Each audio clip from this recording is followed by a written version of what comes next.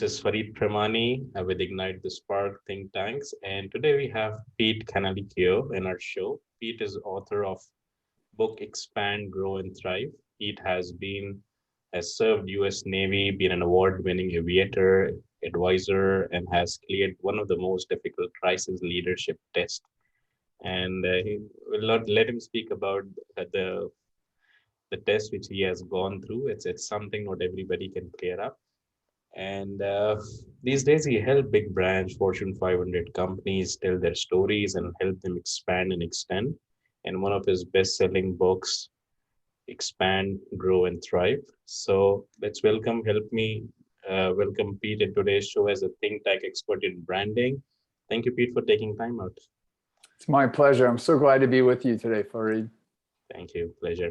So as usually, Pete, we start our show and this is always our core question. Any subject matter expert, person who has transformed his life, we ask that. And you're particularly very right person to ask this because you actually helps brand identify their passion. So help us in understanding how you evaluated and identified your passion when you knew nothing about it, and then from that ordinary to extraordinary, that journey, and then how once you realize that passion, step number two is trying to figure out commercial or sustainable advantage out of it, right? So many people are able to actually figure out A but left out incomplete in B. So Mhm. uh, give us those tips and techniques or secrets behind who you are today, how you move from that point to where you are. Yeah, I think great questions. As it relates to passion, I think for me, what I'd like to do is try to figure out why I tick and help others to figure out why they tick, why they do what they do, right? I think that's the key question. What gives us excitement, what makes us passionate about things, and then we define those, and then we start to explore why they do that. What makes them interesting to us? What gives us energy, right? If we can do what we're passionate about, it's never work. We always feel so much energy that can come forth from our innermost soul, and therefore we're able to, really pursue it in a way that is meaningful, authentic, honest, and purposeful. And then the question really is, as you say, the second part is really how can you commercialize this, right? So for me, I was fortunate enough to discover, in my work when I was at the Coca-Cola company, this opportunity to go into this group called Worldwide Licensing. And I learned that in that group, my role was to help partner with big sponsorships like the Olympic Games, which we just finished in Tokyo, and with the FIFA World Cup and with NASCAR and other major properties, and then figure out, okay, how could we create composite imagery, Coca-Cola with the Olympics, Coca-Cola with FIFA World Cup, and then apply it to merchandise that could then help memorialize, help make souvenirs out of the experience for the guests that came to these events. So for us, what happened in that period was I discovered that if we could partner with the right properties like the Olympics and then find categories of merchandise that reinforced what our brand stood for, which was about happiness and about, joy and about, warm memories, then we could find a way to help make the experience for our fans, for the consumers, more enjoyable. And like I said, they could remember the memories by collecting a souvenir. So this converted something that was passionate for me, this idea of, wow, look what we can do. And then make it commercialized in the sense of the company could sell this merchandise and get revenue from it, and choose to do what they wanted with that revenue. Sometimes to do more with marketing, sometimes to cover other expenses. And for me, as you can hear in my voice, I thought this was the coolest thing ever, that we didn't have to actually make this merchandise. We had another company who was really great at making pins, or another company really great at making t-shirts, do it on our behalf. And because of the brands, they sold much, much more merchandise than they would without the brands. And then they won, we won, the consumer won, and everybody was in a better place for it. So that's a little bit about me as it relates to passion and commercializing that passion. Mm. So how did you evaluated that from the life of a Navy aviator? And I've heard your TEDx talk, you know, how you figured that out and overcome the fear. But how did you eventually ended up into branding? And when you do branding, you are like super different than what others do. So from that piece of thing, what you were doing and right now to what you are, how did you figure out that journey as a successful brand licensing advisor? Well, gosh, part of it was, I think, luck. But when I went to the United States Naval Academy, I had an opportunity my last year there to determine where I wanted to serve in the military. And at the Naval Academy, you can either choose to go as a U.S. naval officer or as a U.S. Marine Corps officer. And I realized for me, the Navy was a better fit. It was more aligned with who I am and what I'm about. And then fortunately, I had good eyesight at the time. And the idea of being a pilot was very, very exhilarating. And the path I chose was to fly on a bigger airplane hunting submarines. So I had a crew of 12 people. And we went all over the world. And we had this really cool mission of being a team. And so the idea of being a team and being like I like to think about like the quarterback of the team, right? I was still a member of the team, but I was the leader of the team. And so when I left the Navy, I wanted to continue that experience. So for me, instead of becoming an airline pilot, I chose to go to business school where I could learn all the disciplines about business. And then from there, take this kind of concept of being a team member with my discipline to a company. And fortunately, I got the opportunity to work for the Coca-Cola company. And I started out in finance, actually. I think you heard that in my story, because I was good at math. I was good at numbers and finance and math. They kind of go together. But what I learned later was there's a lot of math in marketing. There's a lot of math in other disciplines. And I found that there was this huge passion for the connection part. Like I really loved to see how people reacted to our brands. To me, this was very alluring. Why were these brands so powerful? Why did people react to them the way they did? And my first opportunity was to help negotiate sponsorships. So why do we choose the Olympics or FIFA? And how do I get the best deal for our company that allows us to win? And then this gave me the chance to get into the licensing, which I shared just then. And so fast forward, I left the Coca-Cola company. I had a few other experiences working for a small experiential marketing agency. I actually worked on the 2004 Global Olympic Torch Relay. I went around the world with the torch. And then I got hired by the Newell Rubbermaid company and I ran Rubbermaid's global licensing business, another great brand. And then I had an opportunity to choose to do something for myself. And because I love this idea of brands, I love the idea of brand licensing, I saw this big gap in between. The people over here doing the licensing didn't necessarily understand the branding, and the branding people didn't really understand how to talk to licensing people. And so for me, filling this void, trying to bring education and knowledge and experience to help make brands better was where I found my greatest passion. So probably the next question, and I know that you are an expert, you do it day to day, but for people, so our audience is Pete, usually people who are budding entrepreneurs, small, mid-sized business owners, and then they are part of North America and then Asia and Central Asia. So mixed magic global audience we have, and some are university students from different countries who actually get inspired. So to them, how would you explain? Because branding, I'm sure many people are aware of, but this thing, brand licensing, which is a niche that you explained about, and you're a subject matter expert in that. How would you explain that to a layman or a small mid-sized business person to get benefit out of? And tell us something more about it, because somebody who is looking for to adapt this as a career, as a passion, how big is the market? What kind of skill sets are required, and things like that. Sure, all great questions. So let me just start out by saying that the market globally is about $300 billion. And it is really global. Probably 40% of it's in the US, but the remaining major markets have the balance. So there's still a significant amount left in those other places.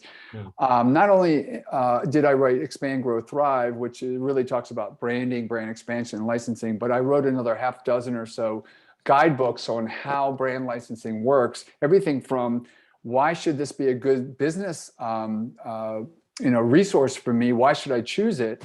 This is to help both brand owners, but also entrepreneurs who have their own businesses who could potentially license brands. but also, is my brand ready to be licensed? To how do I actually execute a brand licensing program? So there's all that kind of knowledge that I've made available because I'm really interested in helping educate people, whether they read it, hear me talk about it. I've actually taught a course using my book that I have a full curriculum for, and want to share that curriculum with those that are available and want it. So if you think about the small entrepreneur, right? How do they benefit from this? Well, here's the thing, right? They may not have a brand, but they might have a product that when they attach a brand to it, could be successful for them and the brand. And so the idea there is, okay, well, what are we doing? Brand licensing. Licensing is another word for renting. All you're doing is saying is, I'm renting the brand in a category that I'm an expert at. I'm going to apply that brand to my category. That's going to make my product more attractive. When I sell the product, I give a portion of my sales to the owner of the brand. They provide that, they contribute that, I contribute the product, I execute the sales, the marketing, the everything, truthfully. I execute the manufacturing, the marketing, the selling of the product, and then I give them a portion as compensation for the brand. And so you can see how small businesses can benefit tremendously. I like to think about the idea of, if I make a t-shirt, right, and it's the greatest t-shirt, it has good, like properties, it feels good, it wears well, has good wicking experience, so I'm not, I don't feel any perspiration, but I don't have anything on it that is really attractive. It might just sell on the merits of the t-shirt. But if I could put the Mickey Mouse logo on there, or some other wonderful character that people love, I might sell, instead of 100, maybe sell 10,000. You're And leveraging on someone's brand equity and then renting the concept. I think that's amazing. So probably, I'm sure not many people are aware of it. So when you said this T-shirt example, let's say picking up that Mickey Mouse logo and paying a small royalty or license fee, however you'd say. But usually to somebody who is a small business owner, or somebody a startup or an e-commerce person in today's world, especially post-COVID, a lot of online things are SaaS are getting popular. I was reading a report, 71% people are now getting into subscription economy. So are there any marketplaces to figure out these kinds of brand licensing, or people can get back to you, or how do they start searching? Because now they are aware of these term brand licensing as you used. How to go to, what's the go-to strategy like for someone who is yeah, that's a great question. I'm actually working with a couple of entrepreneurs to try to figure out how to help people that are smaller, that have what I call narrow IP, narrow intellectual property. But, so you think about a small company that has a product, they don't have a lot of resources, but there's lots of small owners of intellectual property that don't have a lot either. And what if we could marry the two together, right? Maybe there's a local artist who has really beautiful designs that could not only be great on framed pictures, but also applied to mugs or to t-shirts or caps. And so that particular artist isn't going to have nearly the demands that a big company like Disney would have, or Coca-Cola. So if there were a way for this local entrepreneur who makes a great t-shirt to find a local artist whose art is really attractive, they could both benefit from each other, right? Because the artist is selling her framed artwork, but doesn't know how to apply it to a t-shirt, but the t-shirt manufacturer does. And yes. so that would be a good way, for example, to try to do something at a smaller level that could benefit everybody. Wow, wow, something very out of box for somebody. I'm sure many people might be taking notes from what you are giving the strategies. Pete, any three strategies or techniques that you would like to share from your best-selling book, which is right now, I think, ranking number one on Amazon Marketplace in your subject category?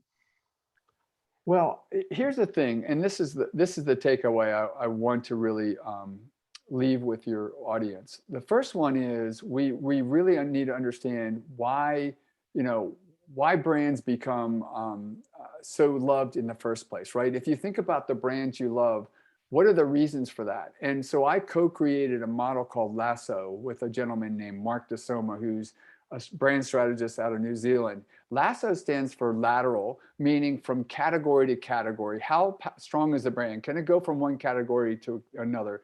A is for addictive. So how addictive is your brand, right? do you like, for example, not that we may be huge fans of Starbucks, but Starbucks is a pretty addictive brand. Lots of people go back every day to have their coffee or other drink. The third letter is for S is for storied. What kind of story do you have? Everyone has a brand story, and it's important to understand that story. The next one is scalability. How scalable is your brand? Sometimes we should scale down, not scale up. And the last one is O is for ownable. And what I like to think about there is two things. One is, do I own the intellectual property? A, but B, does the consumer or the fan out there think so much about the brand they feel like they own it also? If you think about rabid fans like those that love Apple computers or Apple iPhones, they want to know from Apple before the next release comes out. They want to know first because they feel like they own the brand. So if we think about all of these things, that helps us understand what makes brands so attractive and so strong. So whether you're creating a brand, building a brand, you should think about all those. But if you're interested in licensing a brand, you want a brand that has all those attributes. And then ultimately, it's a good business decisions, right? How do I work together with them? I'm not paying too much royalty, but they're not getting too little royalty. In the case where everybody wins, we create these opportunities. And the more nimble we can be to be very fast forward, right? To think about what are the needs of the consumer today and where they're going to be tomorrow, so that we don't get caught up in too much inventory, or that we don't have designs that are too stale. Trying to keep fresh about what does the marketplace want, and then trying to meet them where they're going to be, not where they are today. I think those are three important points I would like to leave. Wow, wow. No, wonderful. This is really giving excellent insights into this thing. So you spoke about the royalty fee or the brand licensing small fraction fee. What's the market norm like? Like I know it's a budding field right now, but what's going on in the market usually for somebody who's a startup or who is a mid-sized growing company right now? Yeah, so for me, what I think is a lot of times these smaller, mid-sized companies, they get caught up on the idea, and I mentioned this a little bit earlier, but I want to just reinforce it. I Hmm. have to have the very biggest brands, right? Because those are the most attractive. Well, Right the at truth top of of. the matter is, if you can find a brand that is attractive in your local market, it could be just as lucrative, if not more lucrative, because it might be culturally a better fit for your market. If we're talking about countries in Asia, a Hmm. big American brands may not be the best fit. There might be the smaller but well-loved local brands that can bring the most connectivity. So don't think that you have to go big to be successful. Go after the brands that in your marketplace are the ones that you love, perhaps, right? Like I know every day I want to drink this drink that is in my local, center where I live, because it really makes me feel good about my day. And then you think, okay, well, where could that brand go? What is the emotional connection point? I talk about the brand expansion point. In other words, what emotion is the brand trying to create, and then reinforce that emotion in each of the categories that make sense for the brand. So that's the way I think you should think about it if you're an entrepreneur or small business owner or even a mid-sized business owner. Is what is the local brand? What is the emotional connection that brand has with its target audience? And does my category reinforce that connection? If it does, that's a good category for me. If it doesn't, I need to look for another one. But don't think you have to go get the biggest brands. They're not necessarily the best brands, and they're more expensive and harder to deal with. Whereas the local ones, they're going to be more lucrative, more amenable to making a favorable arrangement with you. Sure, sure. And talking about, I think that's a very valid point which you kind of brought right now. And I'm sorry, I have three cameras, so I might be switching my eyes towards the notes because most of the questions we are trying to do ex tempo based on kind of insights you're bringing to our audience, and really, really valuable, really valuable. Thank you, Pete. Uh, you spoke about, let's say, for someone who has a resonance, let's say brands based in Asia or Central Asia, or let's say UAE, Middle East market, and a lot of North American audience as well. So once they identify that brand or a mid-sized company or a decent company which is popular at a top of mind market research KPIs, how should they approach? Who's the decision maker in those companies? They should speak to and kind of try to start the conversation with. Yeah, so we have to use our networks there for sure and figure out who to talk to. It's always great. We're talking about, in many of these instances, we're talking about strategic decisions. So if you can get a senior principled person, small, mid-sized company, if you can talk to the owner or the chief executive officer or the chief operating officer, that can be ideal because what you want to talk about is a strategic opportunity. If that person is not available, then talk to maybe the head of marketing or the head of business development, because Mm, in each case, you're either, in the case of head of marketing, you're thinking about, okay, how do I put your brand into a new category, which might be attractive to them? If it's the business development person, you're saying, look, I can bring more revenue into your organization, which I know is good for you. We're going to figure out how to do that in the proper way. So those are the folks that I would try to get to first, because you want to have that kind of more strategic conversation. If you end up at a lower level, then you're going to have a little bit more work to do, because you're going to have to convince them to convince their managers why this makes sense. makes sense. Makes sense. Makes sense. And something personal. You being so successful, and you are the one who actually helps Brian tell out their stories and help them figure out their stories. What's your personal story like? What's your personal philosophy of success? And what were the most difficult moments in your life which actually stopped you, which you have overcome, and how you overcome? So, So, so thank you for that question, Fareed. Um, for me, success is measured against a lot of different areas. I had the opportunity recently to write a bio on myself, a biography on myself that was not business focused. Business was just a small part of it. So I started thinking about what are the things that I feel like have helped me be successful. Number one, I have a great relationship. I'm married for 12 years now. A wonderful wife. I have four grown children, two of which have children. So now I'm a grandfather now too. So that is another area of my life. I have a strong faith, and my faith keeps me going each and every day. I have good friendships. They're important to me and keep me healthy. I take care of myself physically. I have good health, so I'm grateful for that. And then I have the opportunity every day to pour into people with my passion for what I do around branding and brand expansion, and having had the chance to write about it and teach about it and speak about it. These are things to me that are really rewarding. So, so the second part of your question was, how did I overcome these challenges, right? Um, well, I believe, and I've learned this sometimes the hard way, sometimes easier after time, but I believe every failure is an opportunity to learn. So if we don't think about failure as failure in the sense of like you can't go on, but look, this hurdle, this barrier was a chance for me to figure out another way to get around it, or perhaps take a different course. It is an opportunity for evaluation, right? So, and I've had several of them along the way. When I was in the Navy, I had a challenging one. I had to figure out how to get around that. Then in my business world, a couple of times I was laid off and had to find new opportunities, and couldn't focus too much on that, but said, okay, I got to be thankful for what I learned while I was there, and now how can I use that to make myself better and stronger? So I think that's a really important point for me. And then the part I talk about in my TEDx talk, which is the idea of visualizing, right? If you can visualize where you're going to be, when you're going to be there, who you're going to be with when you're trying to accomplish something, it helps keep you focused on why you're wanting to go after what you're going after, and gives you the discipline and all the criteria, all the things that you need to be successful. And so that's kind of where I've come from. And life is a journey, and every part of it is part to be lived, right? So I don't want to be on the sidelines, Fareed. I want to be doing things. I know at the end of my time, I want to be able to say I've tried everything. I've pushed myself uncomfortably sometimes to know where my limits were, and then feel like I've really fulfilled my life versus perhaps living vicariously through somebody else.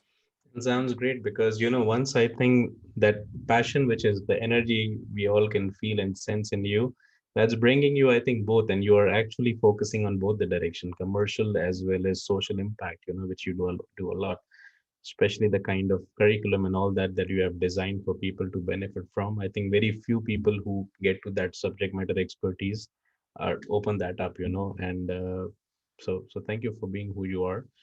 My pleasure. Any personal philosophy? I know everybody has a quote, a philosophy, a two-liner or a proverb they have written, and they try to refer that back and forth, in times of being down. Uh, is there anything that you have to share with the audience that you do? Well, I talked about my faith earlier, and I'm a Christian man, and I believe that faith is so important.